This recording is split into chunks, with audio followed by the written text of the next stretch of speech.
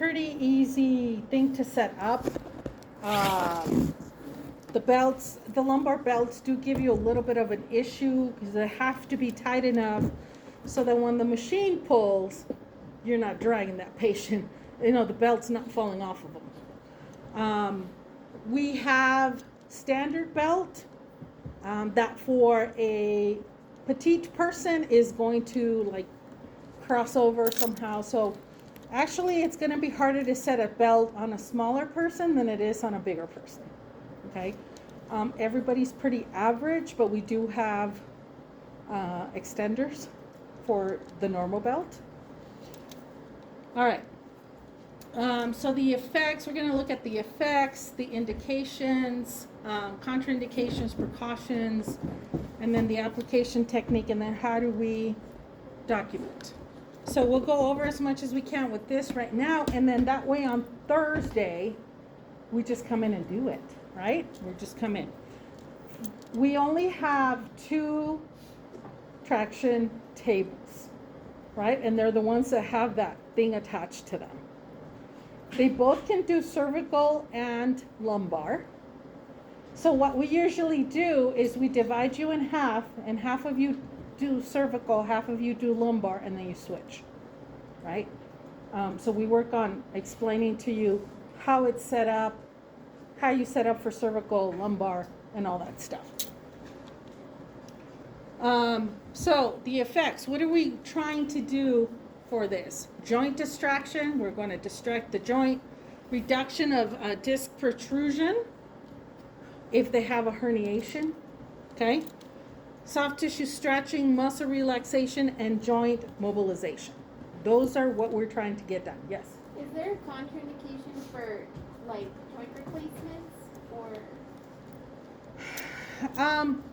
Well, unless your spine is replaced. Well, like if you were doing, I guess, traction on like a hip instead? Yeah, here we're just, if you're doing traction on a hip, it's going to be manual traction. Yeah. This is just mechanical. Then we're talking about mechanical. What we're going to be doing is the mechanical lumbar and cervical.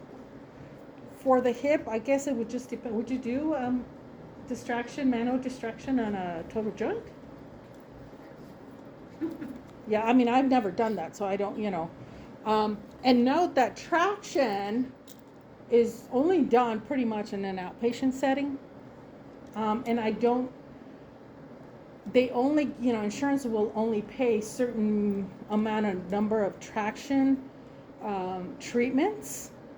They won't pay for something that you come in after they've been discharged. So a lot of clinics, what they will do is they will have a cash out-of-pocket treatment traction where people will come in once a week because that maintains them, that makes them happy, that helps their pain, their function. They'll come in, pay $25 for a 30-minute or 20-minute traction, and they go home. Okay, so we'll go over the contraindications. Usually the one biggest contraindication is if there is instability or a reason that if you pull, you're going to damage. I can't have lumbar traction, right? I have that fusion, it ain't going nowhere. So if you try pulling on it, you're just going to cause problems, right? Okay, so what is joint distraction? The separation of 2 articular surfaces. Reduction reduces joint compression and widens intervertebral foramina. Go and review your anatomy. May reduce pressure on articulating surfaces, intra-articular structures, or spinal nerve roots. Important here, right? When we distract, if something's being pinched or pressured, then you're going to release that, right? Requires enough force. So, it requires 50% of your body weight for lumbar joints and 7% of your body weight for cervical joints, right? So 50% of your body weight, you have to pull. So if you weigh 100 pounds, you have to pull 50%, which is 50-pound pull. in order to separate those joints. Okay? And then 7% weight of your cervical joints. But, you know, we don't, usually this calculation is all set up for you, right? It's set up for you when you are going to put your patient in there. The PT has already evaluated. What, Julie, when you did cervical traction, was there a weight or a poundage that you always stayed within Usually the physician gave me the pound. for the cervical? Okay. Some other clinics or the therapists, if the physician has a specific protocol, you have to follow that, right? If they don't give you a poundage, then usually what Karen used to like to say is if you have a small head, you stay within 5 to 7 pounds. If you have a big head, maybe 10, but no more than that. Okay? 10 for me. Right? So again, but this is just, and you're not going to, you know, your PT would already have what you have to start with. Are we, your first treatment, do you think we start at 50%? Why not? Why wouldn't we start right at 50%?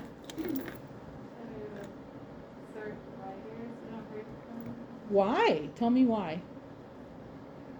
Medical why. Everybody's different, so they do that. So we have 3 patients. They all weigh 100 pounds. Why would we start one at 50% and not the other? But their tissue extensibility varies. All right, so they're different, right? But one other reason, regardless of who they are, you would you not start at 50%? It'd be like guarding, like, I don't know, like have like. Right? Okay, When people have not done this, right, just like any treatment, you have to start to see if they can tolerate, right? Because this is your max. You're not going beyond 50. If you are trying to sell somebody on this modality and you start them at 50 and you hurt them, are they going to want to go back to that? No. Okay, so you always start less, right? How much less? We'll talk about that. Okay, so requires sufficient force for this. So 60 to 100 pounds, 30 to 60% of the body weight. Depends on the patient, okay? So here's just an illustration, reduction of disc protrusion. So when you pull, there's a sucking motion, right? And the guy was saying, the pain video guy was saying that on a cadaver, it's really hard to get those discs to move or to slip out, right? So they're suctioned in there, right? They've been manufactured with like, what is that called? Like suction, like pressure, right? So they're under pressure. So when you pull, the only way it goes is in. It suctions in, right? Which is what you want, right? But you have to get enough pull for that, which takes at least 50% of your body. How does it affect the soft tissues?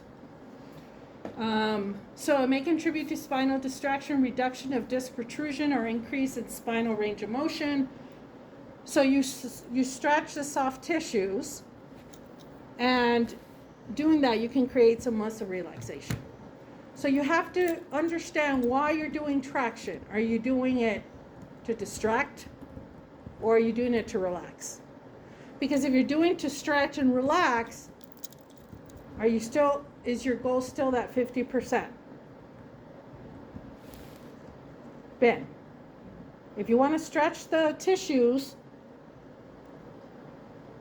the soft tissue, or create a muscle relaxation, is your goal to stretch at 50% or to pull at 50%? No, but maybe if someone needs it. Yes or no? If someone needs it. No, but you're doing it, your goal is stretching and relaxation. So is your goal to, it says you can stretch up to 50% of their weight, right? But your goal isn't to distract. So to distract the vertebrae, you have to pull 50%. It's not going to distract unless you get to 50%, most likely, right? But your goal isn't to distract. Your goal is for stretching of the soft tissue and relaxation of the muscle. So would your goal be to get up to 50% of their weight? Yes or no? Be confident, Ben. No. Is that a no or a yes? No. Because that's not your goal. You can achieve this maybe at 10%, right? You're just doing that. Well, it's not that quick. It's pull, relax. Pull, relax, right? So when you're doing, you have to be, why am I doing lumbar or cervical traction? Am I relaxing soft tissue, stretching soft tissue, or do I want to distract? If I want to distract, then you have to go with more weight, because then it's not going to happen, right? All right. So with this joint, it's basically joint mobilization, but you're doing it mechanically, right? So you can either do intermittent or prolonged, right? So intermittent, the cycles, the machine will do, if you pick intermittent, the cycles, it'll be, 5 seconds on, or 5 second stretch, 10-second relax, 5 second stretch, 10-second relax, versus just stabilize where it says, I'm gonna pull you for 3 minutes and then let you go for 5 minutes. Pull you for 3 minutes and let you go for 5 minutes, okay? The benefits, you mobilize a lot of joints at one time. When you do manual techniques, they're more localized. This is a more general pull, right? So when you're doing distractional or manual therapy, you're just focusing maybe on one joint, couple of facets, couple of joints, where this is just gonna pull the whole thing. Okay, yes? Oh. All right, so clinical indications for traction, disc bulge or herniation, because you're trying to get that sucking sensation back in there, right? Nerve root impingement, you're impinging the nerve root. Again, we're going to talk about this tomorrow. I love how this all connects. Talk about this tomorrow in neuro, because nerve impingements, we're going to check for nerve impingements, right? We're going to see if those nerve impingements are, or if the nerve root is affected, okay? Joint hypermobility or hypomobility. So this is why you would stretch, right? If you're really tight.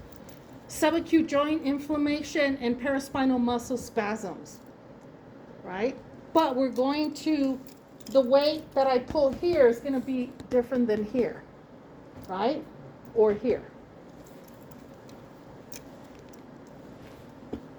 All right, so for disc bulge and herniation, lumbar traction improves symptoms and clinical findings and decrease the size of the herniated disc in patients with lumbar disc herniation.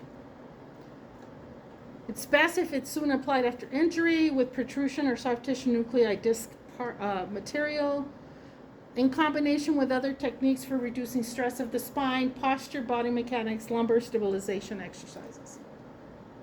Right? So, like we mentioned, we have, we're trying to get you patients, like real patients. So you're going to have a patient that not only are we going to be able to implement modalities, but you're going to have to implement these other things here in your Therex class. Okay? You guys see the thing of like, oh my gosh, all these classes are connecting. We're talking about different things, but we're all connecting together because it's just this big circle, right? Things that the guy talked about in that pain video. Did that remind you of something? Yesterday? All right, so for nerve impingement, that means there's not necessarily a disc being bulging, but the nerve root, because the nerves come out of that, right? Right next to those facets. We can do it. So also like some stenosis, right? There's a narrowing, nerve root swelling, or spondylolisthesis that we'll talk about in neuro.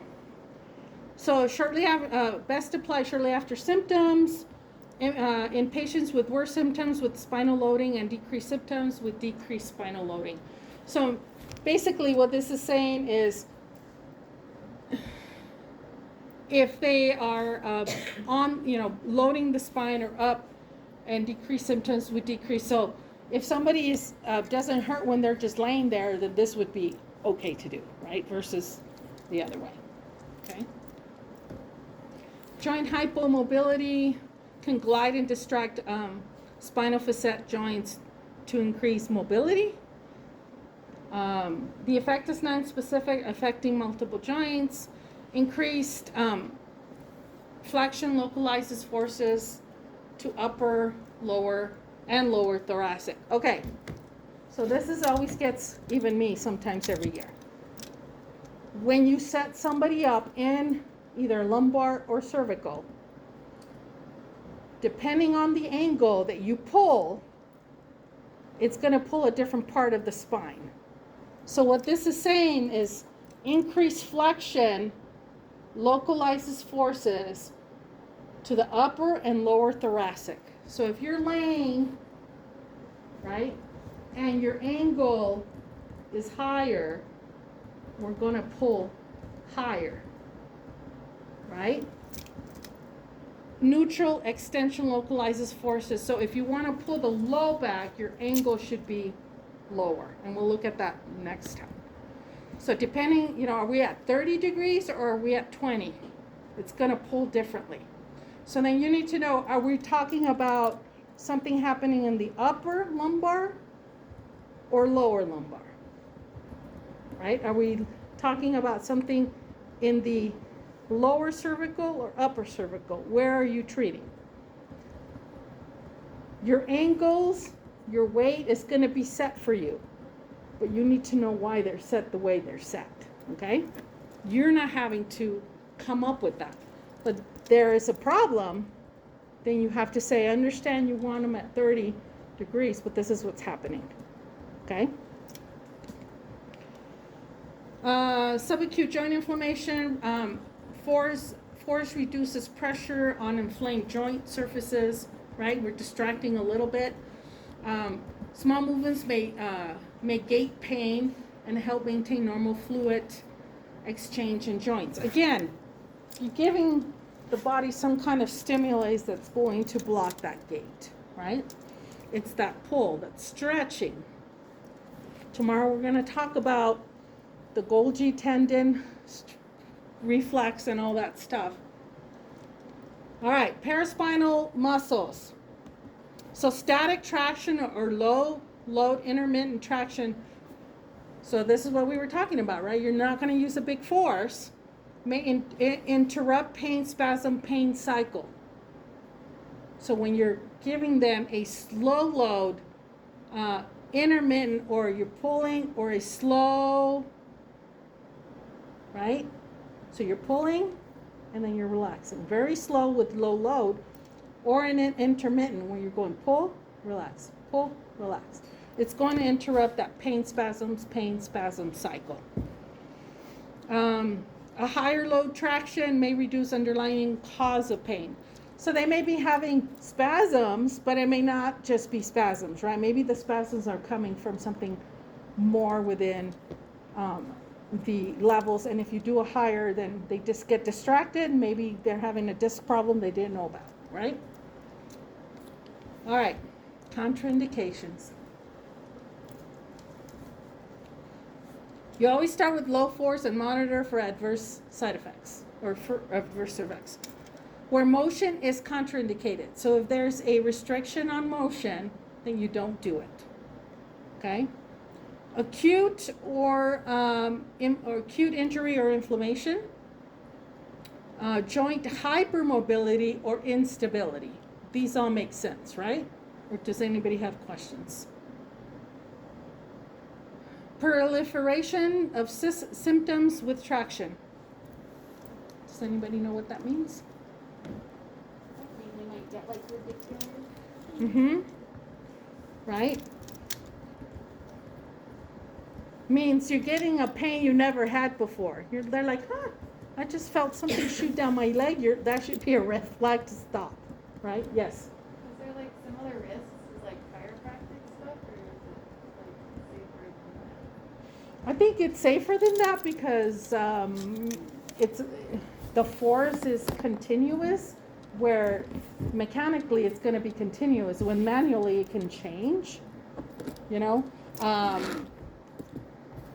I don't know. I've not been to a chiropractor. I don't know how much history they get. Like, you know, they figure out that you're hypermobile, so they don't do certain things, or they still do them. I don't know. I'm kind of afraid of them. So, but proliferation symptoms. The other thing too is when their pain goes away. It centralizes, right? So you're like, oh, I've had, back pain, and you're like, oh, my pain just went away. That's not a good thing, right? Because something changed. It's not necessarily a good thing. They have uncontrolled hypertension. So this, when they come in for eval, the PT should have that history. But we always ask, is there anything new, right? Uncontrolled hypertension. Do you know why it's uncontrolled hypertension? Why would uncontrolled hypertension be a contraindication?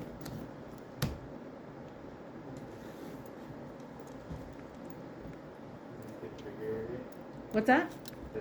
the modality could trigger What would it trigger? What would it trigger? high blood pressure. Yeah, I mean, apparently it's here for a reason, right? It triggers. Why would your blood pressure then go up, though? Would you think with the modality? Could it increase intra-abdominal pressure? It does increase intra, and there's one other word, intra-abdominal and intral, Thoracic? huh? Or is it intrathoracic? Yeah, yes. So, and then that brings me up to something else, but how do you set up somebody in a traction table? We're talking about how tight that belt is, and then you tie them to a machine. What could that spark? Fear. Fear and anxiety. What does that do to the to the blood pressure? Right? So, the other things is, again, precautions, structural disease or conditions affecting the spine. If you're pregnant, like, hello, how are you going to put that belt and then pull, right? Could they have cervical traction? Why not, right? Displaced annular fragment, medial disc protrusion versus lateral or posterior. When severe pain fully resolves with traction. Have you had that before? When somebody says, oh, my pain just went away. So I'll let you figure that one out. Claustrophobia. If they're claustrophobic, you're tying them down, right? So inability to tolerate prone or supine position, right? They have to be able to tolerate at least a supine position. You could maybe have a one pillow on the head, but you don't want to keep, changing those angles. And then sometimes you do it prone. I've never done it prone, but it can be done prone. We're doing it supine. And then disorientation. Why disorientation? It's a precaution. It's not kind of contraindication. If you put somebody on traction that's disoriented, what do you have to do to make that treatment successful? Monitor them. But then you have to think, is this the only modality that we can do to benefit this patient? Because am I going to get accurate 100% feedback from them? No, probably not. For cervical traction, if they have TMG problems are dentures. Right? I don't know, pull the dentures out. I don't know if that would change, some of that stuff. So this is a over the door cervical traction. These are home units. I don't know how much of these they use, but again, like you can't keep doing traction for them forever. So sometimes then you just go to this, and they could do it at home. Okay, you have to educate them on it. Excessive force, so adverse. Well, these are your adverse effects. Excessive force may increase symptoms. Rebounding, increase in pain. So when you start at 50% and it's their first time, they may feel slightly better, but then you get that rebound of pain. And has anybody heard of that when you have a rebound pain? What happens when you have rebound pain, Emma? I just like feel way worse. It's and I worse don't than wanna the move. original pain, right? It's a rebound pain. So you have to start slow, increase slowly. So not only is the pull slow, right? The amount of seconds or minutes that you pull, then the weight is slow. Lumbar radicular discomfort after cervical traction. So you did cervical traction, but now your lumbar is hurting, right?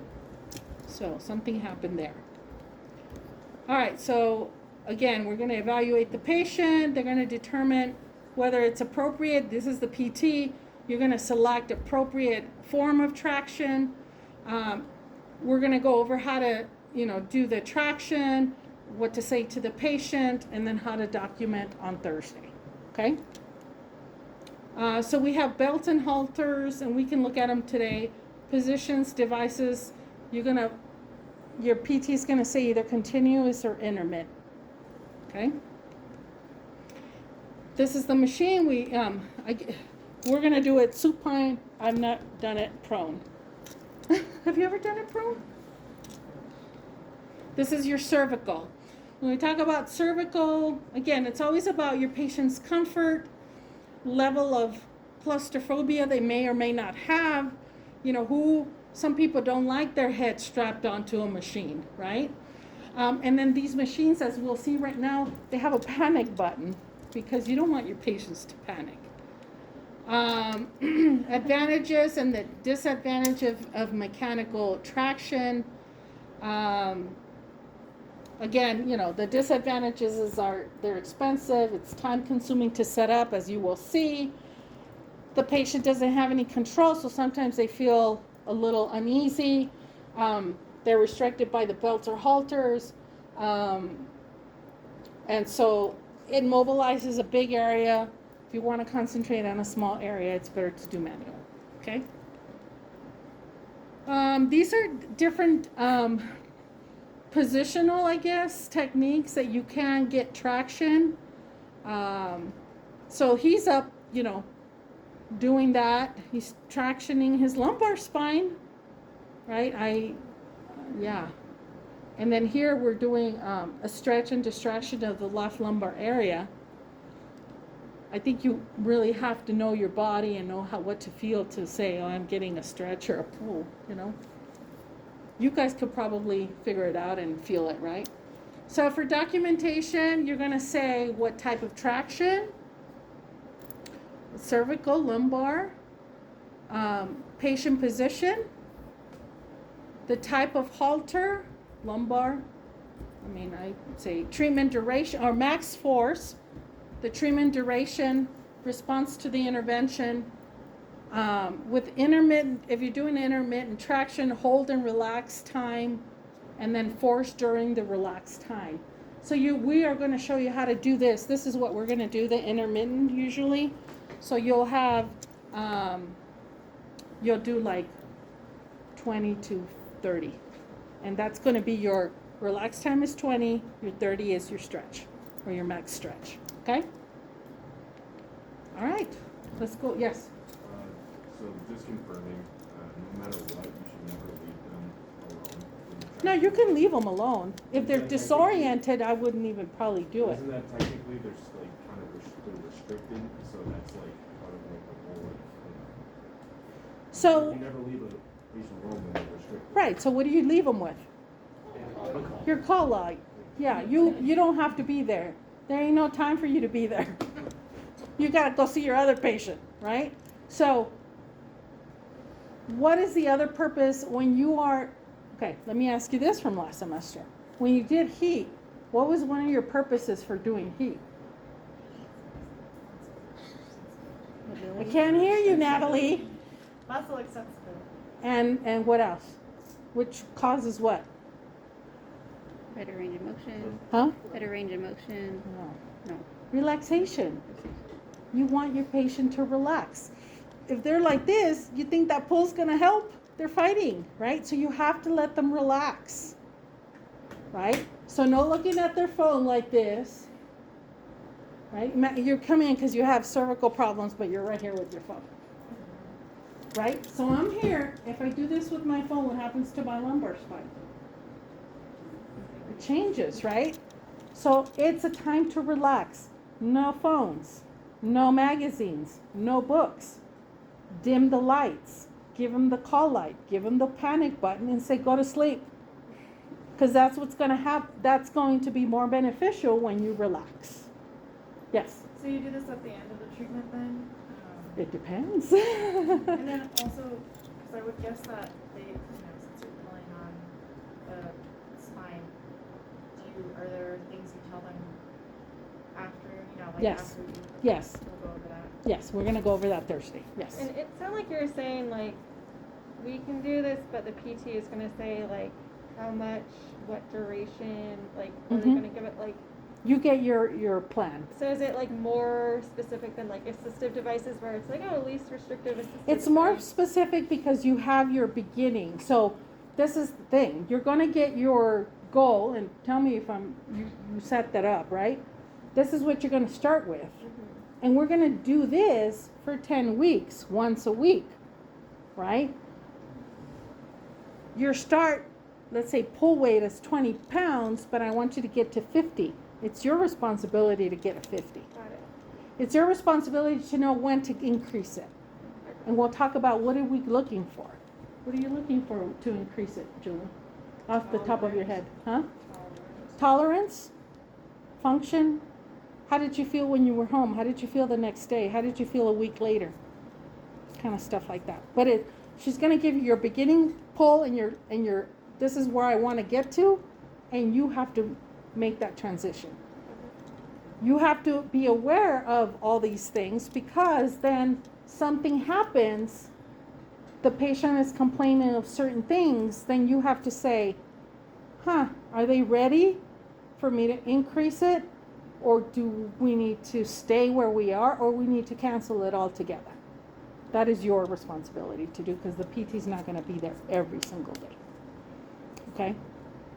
All right, let's go to the machine. We're going to the machine. Last thing